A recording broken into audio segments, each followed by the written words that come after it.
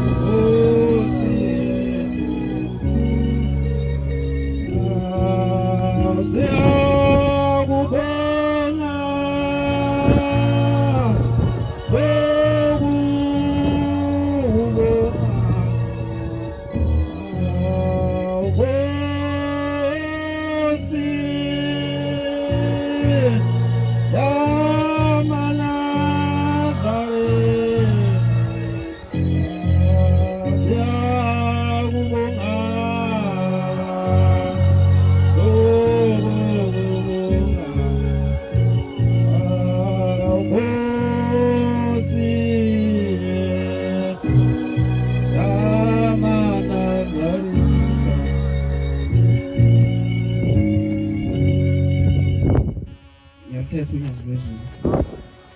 Abantwana abahle basezulwini ngizocela insizwa elizoguqa phambi kombhobho ukuthi isondele zibe seduzane ukuze isikhala singabi khona. Amen. Oguqile phambi kwesihlalo sasezulwini ngaphambi kwamanazareth wonke ngozabonga kaNgubani isibongo ngisuka empangeni kwaZulu. Amen. Abantwana abahle basezulwini ngiyakhumbula sigcina ukufika lapha ekhaya angihamba nensizwa kaShembe sathembisa futhi ukuthi sizophinda sesibuya sesibaningi njengoba sibaningi namhlanje ababekhona lela langa ngicabanga ukuthi bayokufakazela lokho. Sizocela ukuthi uShembe asibheke sithande njengoba sinabantwana sizoyibongela futhi ukuthi uShembe usenzile saphinde sabonana nalonyaka. Amen. Abantwana abahle basezulwini ngesabathi edlule besise ekuthuthukeni uShembe esimemile ukuthi sikwazi ukuthi sifike khona emhlanganweni wengcwele. uShembe ukhulume kakhulu ngokuthandana. Yibonga Nkosi. Wathi uShembe asikwazi ukuhlangana wasipha nezibusiso wathi umuntu uzophuma lapha ethempelini kusebusisekile kodwa umuntu nomuntu kuyena ukuthi isibusiso sakho uzosithola kanjani. Yibonga Nkosi. Siyathemba njengoba silapho ukuthi uShembe uzosigcina futhi uzophinda futhi asihlisele izihlahla nezibusiso zihlele phezulu kwethu. Ayibonga Nkosi. Abantwana abahle basezulwini isabatha lingumkhosi wentethelelo. Isabatha likho konke okuhle mawuyigcina ngokufanele. Ayibonga Nkosi. Njengoba silapha sizoyigcinela kuShembe ukuthi asibheka sithanda njengoba singabantwana futhi sisafunda nasezikoleni. Sibonile abanye kunzima nokuregister, abanye kunzima yonke into kodwa uShembe akahlulwa yilutho futhi uShembe uzokwazi ukuthi asiphumelelise. Siyacela futhi ukuthi nabazali bethu esingaphansi kwabo njengoba silapha namhlanje eStock Road sasithi lolu usuku sizoba sisadala. Ngiyajabula mangibona umshumeli wakhona mangikhona lapha. Okusho ukuthi uShembe sisamkhuthalela. Ayibonga Inkosi. Ngesimo sokuthi ke sabuka nabantu ukuthi intsha ikakhulukazi isenenkinga zo-NSFAS kanti lelazo liqhelile kakhulu. So sasisethi leNkonzo asiyithathe siyilethi ngapha namhlanje then elandelayo sizobe sesesadala. Njengoba kade shumayile ekseni ukuthi ku2 hours ukusuka la uyakhona. So ngiyacela ukuthi nentsha yonke ilungiselele ngalolu suku ukuthi sisazosuka la sesanjalo bese sibuya lapho esihamba kulamathempeli akhona lapha eduzane. Ayibonga Nkosi.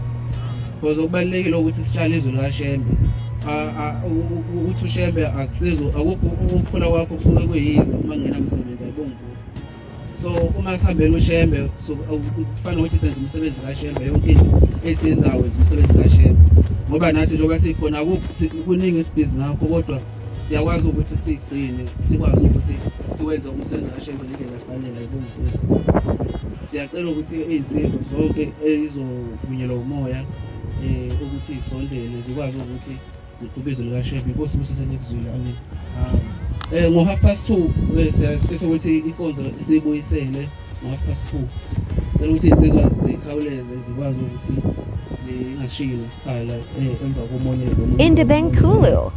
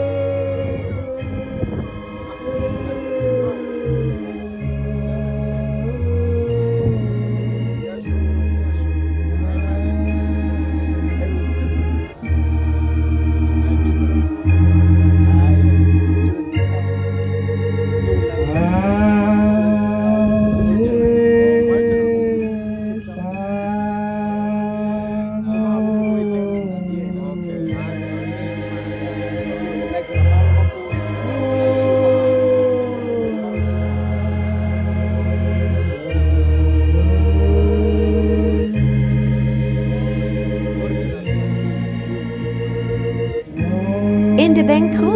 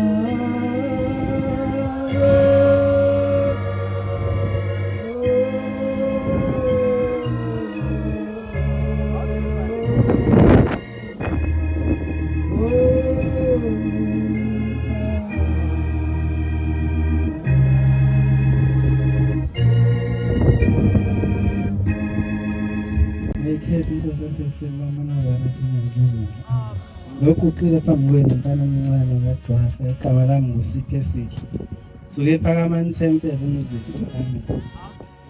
Manazaretha njengoba ngihlabelela nje singithintile sihlabelela ngoba Manazaretha njengoba siselana akukho esikuzele sisela umoya ongcwele oshayela Manazaretha.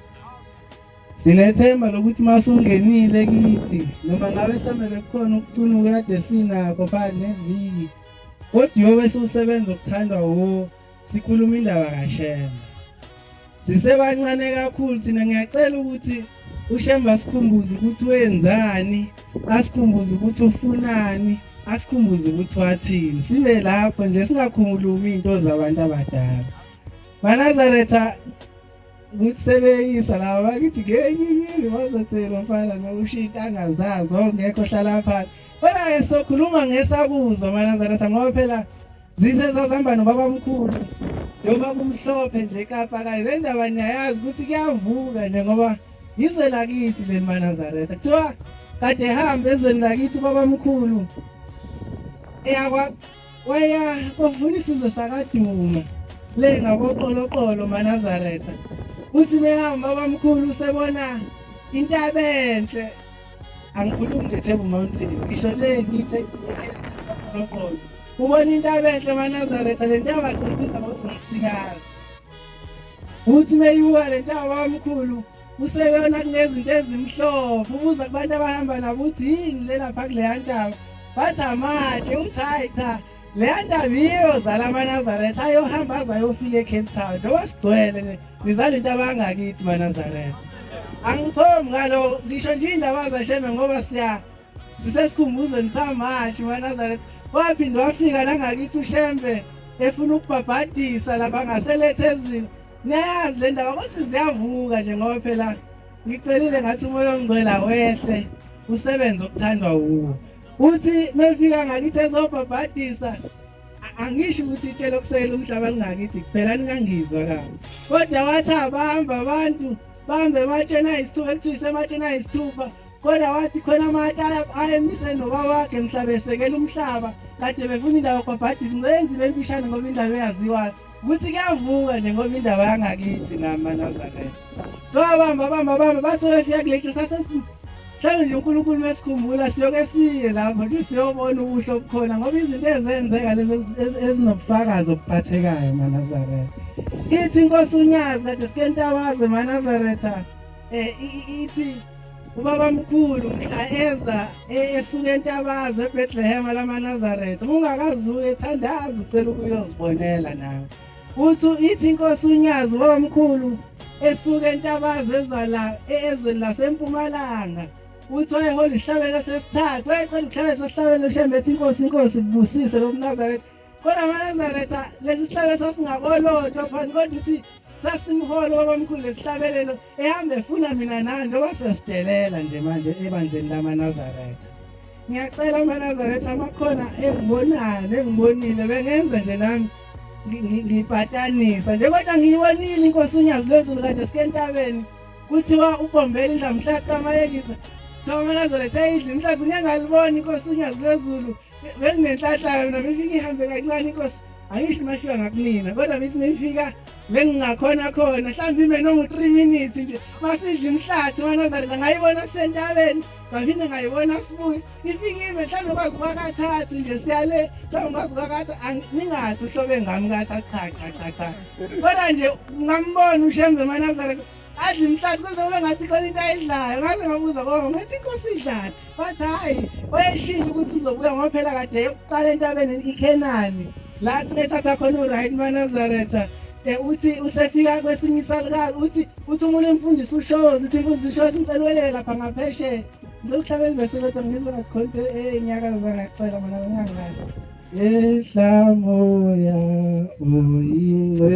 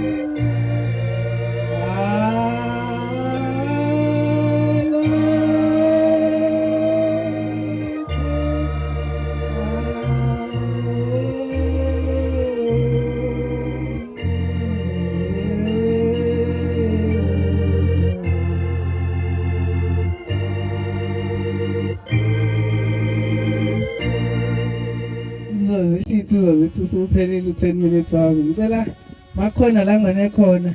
Mhlambe makhona la ngingaqedanga khona ningithethelele. Sengisaba nje ukuthi uzoze kuthiwe nami ngiyadelela. Ngicela ukuxolisa makhona la ngene khona Inkosi uSengizwile. Ngiyakhetha ukuthi sihlele manje. Mama kwa Inkosi yakho. Endaweni zentanda. Shembe evubeni.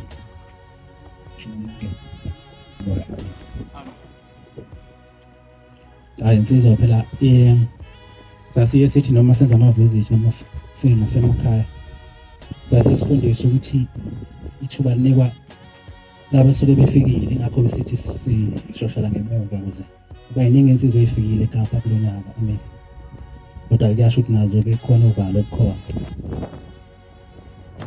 INkonzo ezano musa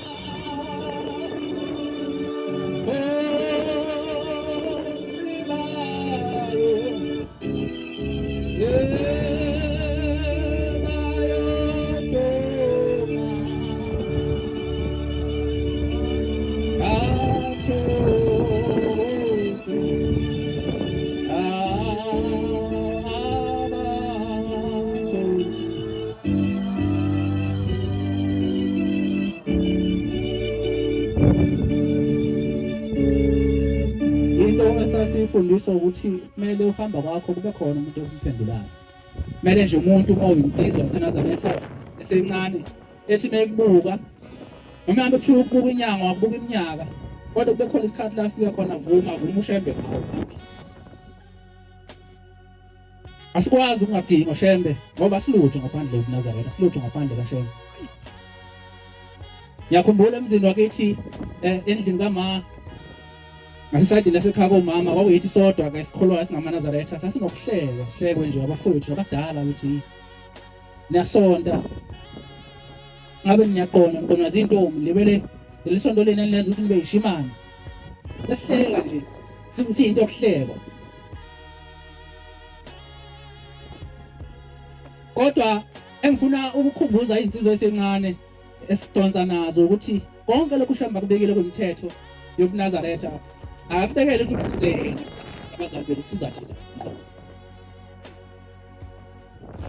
sathi sizabalaza ngoba sizalwe emndenini ukuba nabantwana sebancane bekungasiphazamisa kodwa ngemithetho sayibekela uShembe sakwazi ukuthi ke sibheke kuphela empumelelweni konke okunye okungasibambezela sakushiya emuva. Amen. Kuthe noma sesiphumelele eminyakeni sesiphumelele uShembe sedlala isifilimu ngathi bona labo besihleka kumanje sebeyakhothama kithi sesingathi singamakhosi kubona ngoba impilo zabo zabambezeleka. Zibanizwa lokuqona, kubanizwa lokuba umasoka, kubanizwa ukujabula nakho konke ababekubona sengathina kusenza sibhayize. Amen. Sikulondawo manazalele, sikulondawo insizwa. Akukho nokodwa okumnyalo kaShembe akwenzela ukusiza abazali bethu.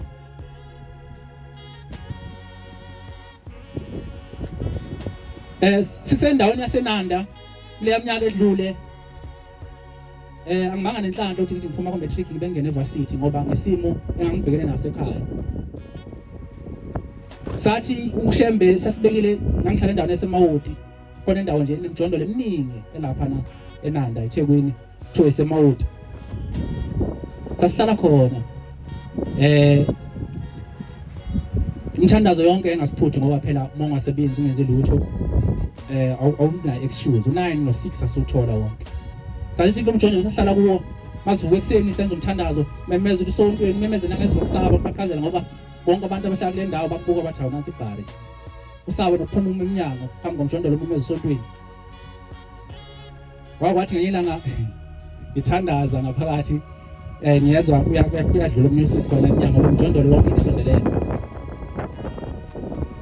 Uyaxoxa ukuthi nasekhaya bese sicefe. NaBaChu. Lokhu besifosa ngalento. Lapho ngiyathandaza ngaphandle ukuthandaza. Angazi noma ngiqhubeke noma ngiyime. Kodwa okwesimanga ukuthi uma sihamba ovuka nathi besibiza basambolana nathi kule ndawo wofuna ukuthola ukuthi hawu ahlahla uShembe bamazi. Kukhona isalukazi asasiyiNazaretha la ekhaya. Khona umkhulu wayiNazaretha kodwa ingane ayisegcini yonke lonto. Kodwa mase kweso season bakhomba ukuthi hawu nansi inkonzo ubaba ayehamba emhlabeni ekhonza kuyona. Nansi inkonzo emhlabeni ugogo ayehamba ekhonza kuyona mase basibiza. Sasingakhethiki sasiya nje noma wathiwa uyiNazaretha noma usiyiNazaretha kodwa sasiya makuthiwe kubiza uShembe nathi siphakathi. Ezulwe elakho baba Ebuya kaya impe ela oh yes baniko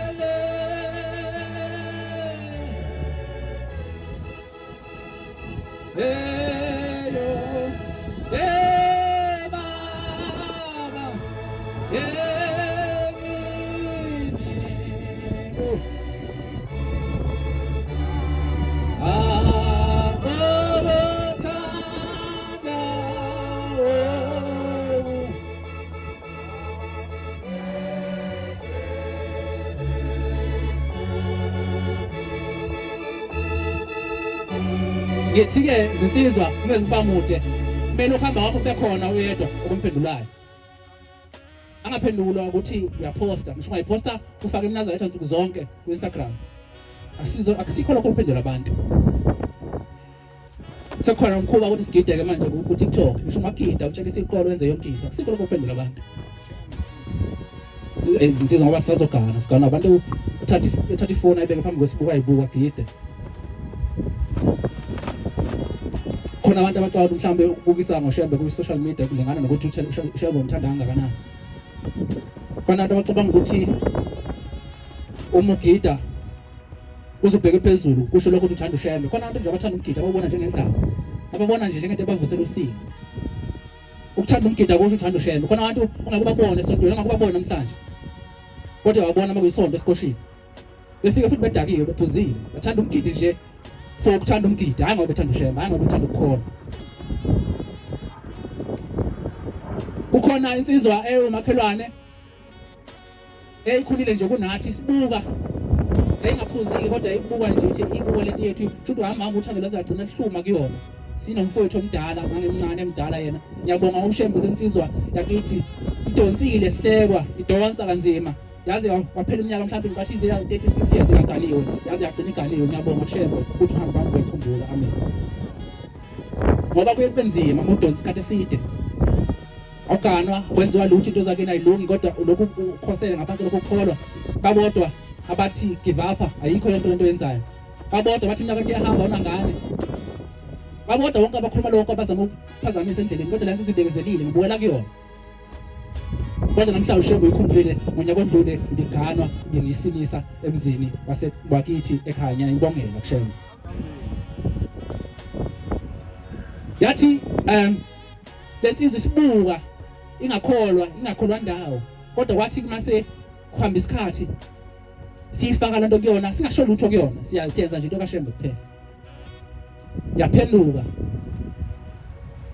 yabeka inwele yenza konke yafabhadiswa yathenga umNazaretha yathenga imvunulo yaphelela yenza konke okwenziwayo nekwenziwa insizwa mawuphenduka oba insizwa yatshela ukuthi imithetho kumele yenze ukuthi kumele uyigaba umuntu udlule njengensizwa seNazaretha yakwenza konke lokho kanti kwenza nje isikhathi ngonyaka ukuthi ihambe emhlabeni isizohamba emhlabeni angizukuyiqhubela indaba lenzo kodwa engifuna ukuyibongela ngakho ukuthi ngokubuka abantu abaseduze ibuka kuthina noShembe wayekhumbula ukuthi iphenduke beyiNazaretha ingakahambi emhlabeni amen ilokho insizwa kumele sikulwele ukuthi abantu ngokuhamba kwethu baphenduke bamvume uShembe amen Nkosi ibuseni kuthi 148 verses 4 bamenyeziwe emathuneni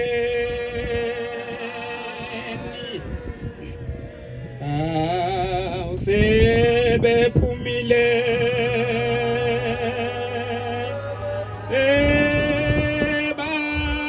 sebabonile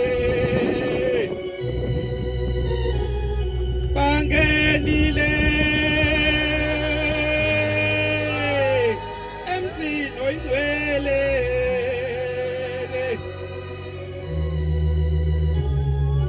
akabongwe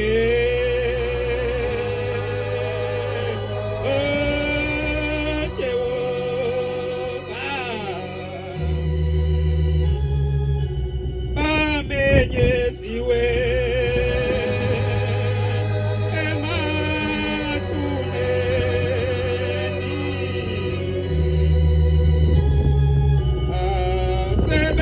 In the bank Hulu.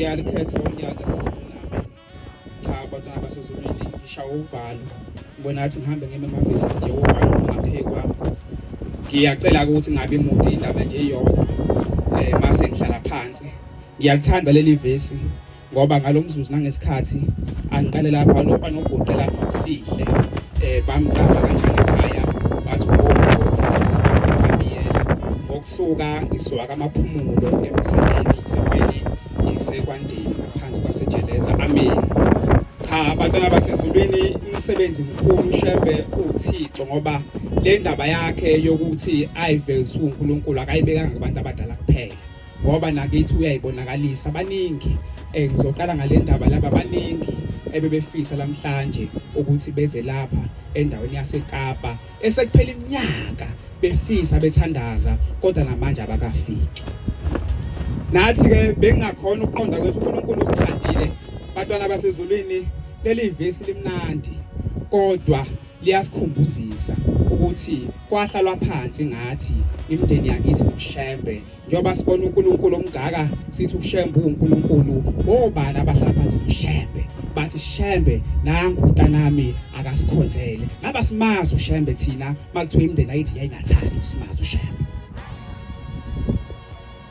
futhi abomama lamhlanje nobaba bethu bayagiya bayaqephuza inhliziyo zicontshuju bathi lamhlanje noma sesingahambi emhlabeni kodwa ikhona indaba esoyishiya emakhaya luthi mase livulwa leli vesi uma kuusuku lesabatha ngokuthi uNkulunkulu ngosuku lesabatha uthi konke kuyavalwa uthi ngisho ikhokho siyavalwa mase bayakhishwa emndeni lakithi emajele uma sebemenyezwa lamhlanje mase bayajabula behleke bathi nanti indaba uthi lamhlanje abantwana bethu baseduze kwaShembe bazosicelela ukuthi siphume emajele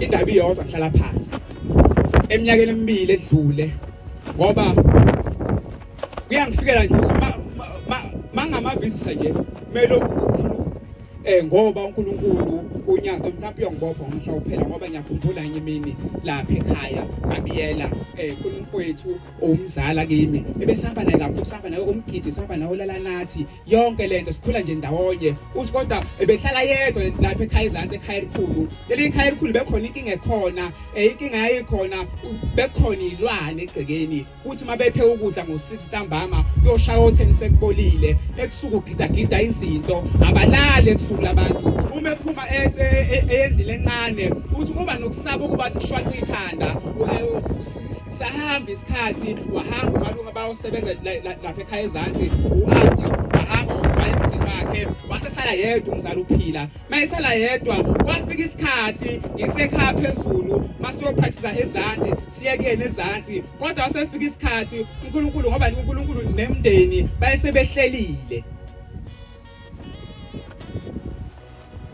baba sebehlelile baba sesimfowethu ngathi bafo wathi ngiyacela mangenzeka mfowethu ukuthi ngoba ngihlala ngedwa ezansi futhi ngiyabona ukuthi mafuna ukuphathisa impazela lapha ekhaya ngicela mfowethu ngiyacela leli isonto leli uzongilalisa washo kanjena hawu ngase ngithi mfowethu ngizocela ngiyocela kugogo ngoba ngikhuliswa ugogo mina umama wangishiya mhlawumbe ngasafuna ugrade 5 ngicela ngathi gogo wathi mzulu wathi ngiyacela umfowethu ungicela ukuthi ahambe ngimlelise ezansi ngokuhlala yedwa ngabona ukuthi uyanqasa kwathi gogo ngiyacela uyoshiye ngibuye mangifika lapha ekhaya ezansi kumzala wajabula wathi mfowethu sowufikile ngathi sengifikile mfowethu ubona ukuthi makushaya u6 mangibuye esikoleni senze INkonzo sipractice senze yonke kwaphela isikhashana ngifikile kanti kwase kufika idimoni sezomthatha umzala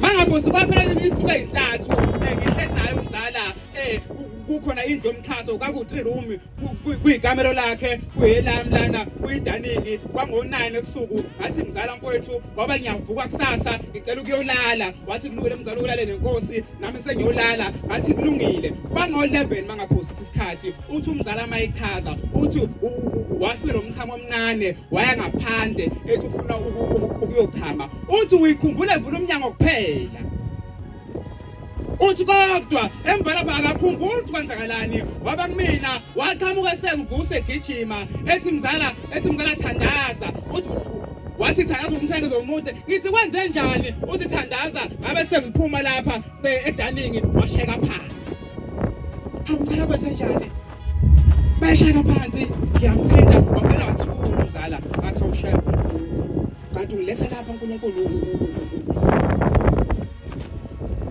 kwafika inyebe ngakhala ngabe sengithandaza ngathanda ihlabalelo uma ngithanda ngibiza uShembe ngoba yikho enye inqaba esikhuliswe ngayo thina ekhaya ngaphandle kwaShembe kwakhuluma indoda kumzala wathi hayi wena awakathandazi umsebenzi wakho uwiki thandaza kakhulu ngambiza uShembe ngathi ihlabelelo ngathandaza uthi kodwa In the bank cooler. uthi lalela uthi mathubalekile wasaba uthi lalela uthi leli demon ebezolanda lo mfana uthi nawe bezofethatha umphefumulo wakhe mase liyasuka liyolanda wena phezulu livuke kusethona ukho nalwakekho mayesekhaza umzala uthi wathi elele phansi uthi wabona umphefumulo uphuma uthi kwaqala enyaweni uthi washiswa enyaweni wabona inyama ikhishwa uthi makusuka inyama uthi kweza umlilo uthi washisa amathambo uthi abe enguthu uthi wathi ngicela ngiyabonga uthi ngoba uthi mawubiza uShembe kuba ngathi uyehla umlilo uthi maqala ukuthandaza wehle kodwa uma usukhathele uvele unyuke namandla ngambiza uShembe bangcwele ngikhala ngoba kwathi la khona ngikhathela khona kwangabe u2 into ngisule ngo11 ngithandaza ngingazi ngithini wabe sengibamba umzala wasuka akaphefumulo wathuma wangibamba wathi namhlanje wena sihamba nawe uthi bese lana lo mfana wabuya ngaba naye sihamba nawe ke manje ngambiza uShembe ngathi Shembe wena uNkulunkulu ngathandaza ngathatha amafoto bakule ethi ngithatha amafoto ngambambisa wena amafoto awuthuna uthi ngizala lamafoto akho uthi adlale indima enkulu uthi ngoba umphefumulo wami uthi ngangizwe emadlebeni thwala umphefumulo wami nje kusuphumile akwazi ukuthi uzoyapi ingakho kumele ngibuye wathi thandaza kakhulu ngathanda kwathi kushawa ufona wabesekhuluma le ndoda lena inde kakhulu ngiyayifinyeza uthi lalela ke uthi yabona ke manje uthi manje ukhuluma indoda phansi uthi uthandaza kahle ngempela uthi ngo5 exactly uzomvusa lo mfana uthi thandaza ke ngambiza uShembe ngathi Shembe UNyazi Lwezulu ungangilahli ngathandaza sashaya isikhathi umwazi undertaker wewrestling wavuka wahlala ngezinqe wakhala wathi ngiyabonga mzala ngathi ungabongi mina bonga uShembe sikulondaba maningi amazi inkosi msenikuzile amen ayikhethe inkosi abengcwele amen isihlabelelo 151 ngizocela ngesamazwi o Thixo yena akakhe timuntu uya ba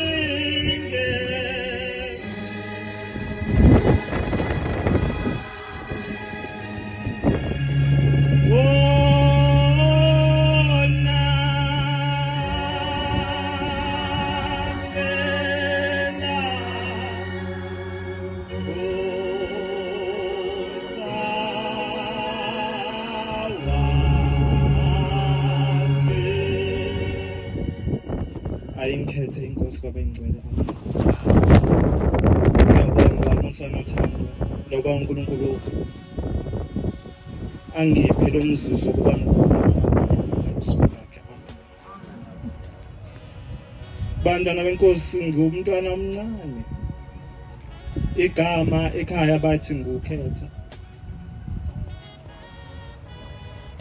ngadla mina kubo baba wami umama unganga ngoba ngithi uThixo akakhethi umuntu ngifuna ukuthi kuwo wonke umuntu kakhulukazi laba abafikayo ukuthi uShembe uNkulunkulu amen ngenye imini masizwa ngabadala ugogo ke umamthulu NaBaChu. thiwa uyahamba ngenye imini lokho akamtholi umntwana womfana uyafika enkosini kwakuyinkosi la uthi baba angimtholi umntwana ngicela umntwana ungiphe umntwana womfana uShembe uNkulunkulu ami ithi inkosi busise lo mntwana oyamthola igama lakhe kuyoba uyembelani uthi masizwa thiwa wasamukela ugogo lesisibusiso wasuyahamba wabuyela ekhaya wafika insuku waqala wabamuhle zahamba insuku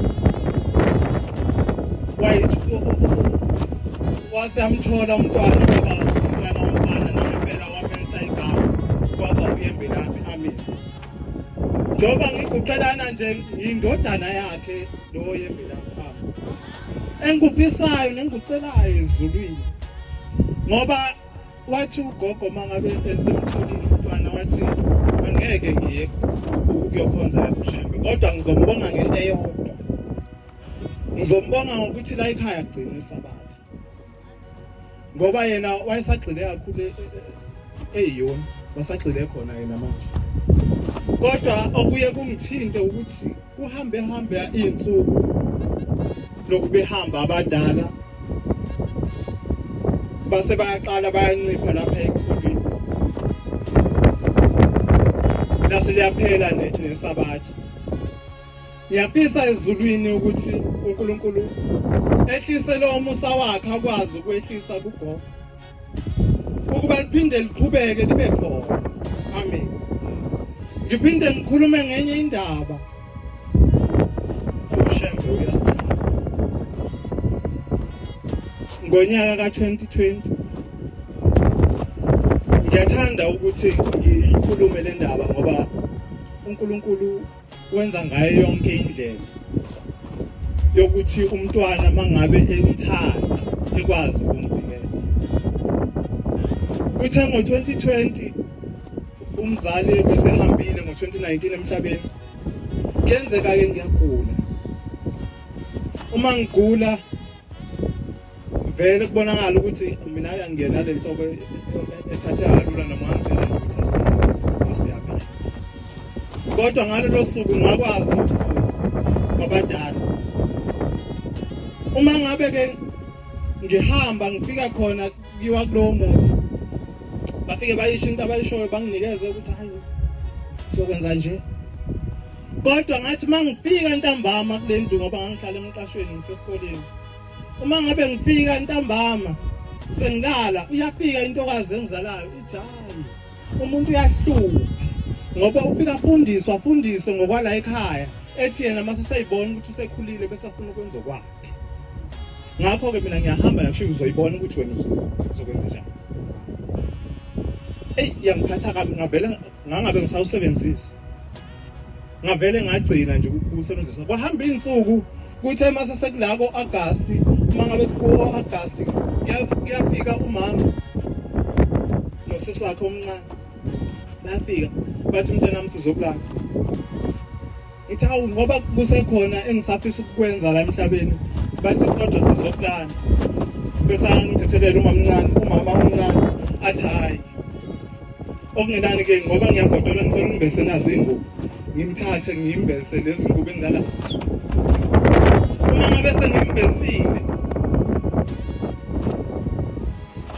uma ngabe sengimbesile bese bayahamba then bese ngiyaphaphama ngalo mzuzu wangalolo suku ngase ngiyahamba ngesikoleni sesewunyaka kodwa njalo lo 2020 ngathi mangifika esikoleni kwasuka nje umsindwana omncane lapha engafike ngalimala khona ngase sengiyabona ukuthi nakho lapha uNkulunkulu angiphephise khona ngoba kushuthi vele bekufanele uba ngihambe namhlanje ngoba namhlanje nje nginalo muno lo ungasebenzi nje waxhwala ngalolo suku ngoba uNkulunkulu egarantile ngami ukuthi hayi ngisamdinga. Kuthe ngonyaka ophelile mangabe ngizozama ukunqamulela inkinga yami okwenza ukuthi ngingasukumi ukuthi angikwazi ukushesha. Mangishesha kuvele kugaxela ulimi bese ngingasakhuluma. Kodwa nje ngizozama ukuthi nginqamulele. Kwaba nzima. Kwabuya lokukhula. Bese bathi sizokulanda. Base ngiyakhumbula ukuthi bangishiye nodadewethu abancane emva kwami. Base ngiyacela. Ngabatshela ekhaya ngathi hayi sengiyahamba. Ngathi angeke kuphele uDisemba. Kodwa ngase ngiyabuya ngiyakhumbula ukuthi lezi ngane ngoba ikhona ingane abazali ngoba mangabe ukhula mhlawumbe ikakhulukazi thina abafana abazali baye babe nethemba lokuthi khona umfana wami mhlawumbe azokwenza akulungise la ekhaya. Ngase ngiyacela ngithi Shembe ngiyacela Nkosi yamakhosi uba ungakwenzi ukuthi ngikwazi ukushiya lo mntwana. Ngingakwenzi ukuthi basale labo sisi ngoba angifuni ukuthi kusasa bakhale ngokuthi sashoda ngomuntu ozosisiza empilweni. Angayisho indawo engisuka kuyo sisi. Ngisuka eMpumalanga ngokuzalwa ngizalwa eFryhead. Ithempeli engikulo izenzeleni ithempeli ngaphansi komshumayeli uNdlangamandla unkhokheli uMasiya. Amen. Uma ngabe sengimcelile uShembe wahamba izinsuku ukuthi ngoDisemba ngiyahamba siyenza lonto ukuthi ukutheza thina ngakithi ngathi mangifika nje ngisabambe elunye ikhuni ngase sengiwa ngaphela nya. Wathandaza umfowethu mangabe engitshela ngithintwa nayi lensizwa eqeda kusuka wathandaza. Waqeda wagijima wayobiza abadala ngoba kwakuyithi ngakule ndawo ngoba mncane yena. Kwakuyithi nje wasiyabuya nje umphefumulo ngesikade angeke ngisho ukuthi wawungasekho kodwa nje ngangayezwa lutho. Kutheke izolo thiwa lengane le intombazane yakithi uma ngabe ifunda umthandazo ivele yawo ithi mayiwa kwangena lena indadanyana yafike yasisuka umoya yafike yathi hayi kade kwasa ngivikela nalo ose Cape Town bekufanele ngabe uhambile ngonyaka ophelile kodwa ngokuthi ufisile ukuba aphile ngizama ukuthi uShembe uNkulunkulu kwabafikayo. Wathi lokho okwisale ngane izilwane bezithi zizoyithatha uthi uyabuza noma ethandaza ningena kanjani kuloko kuthiwa sangena ngeincwadi esikoleni sathatha incwadi yakhe.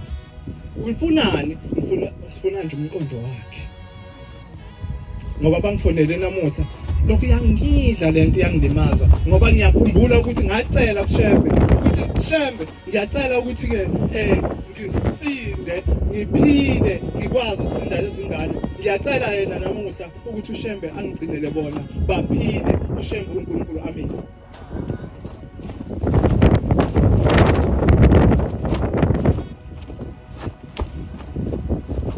Ngiyakhetha Shembe UNyazi Lwezulu. Sister. Lethele zila makwala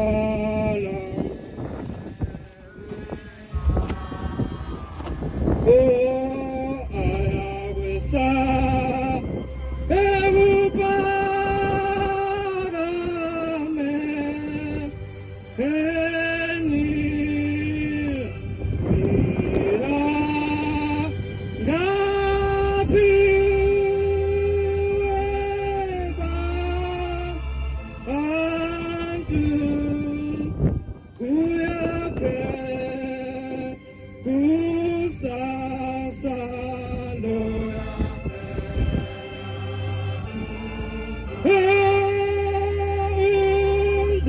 NaBaChu.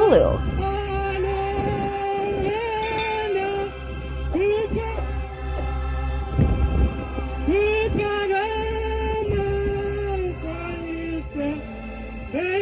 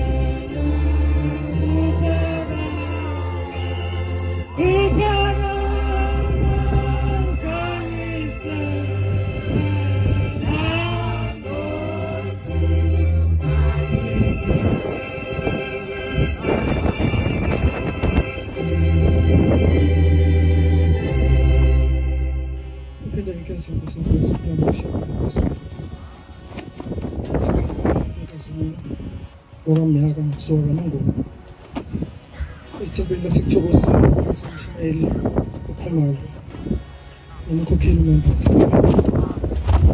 kusuka kwandlela novo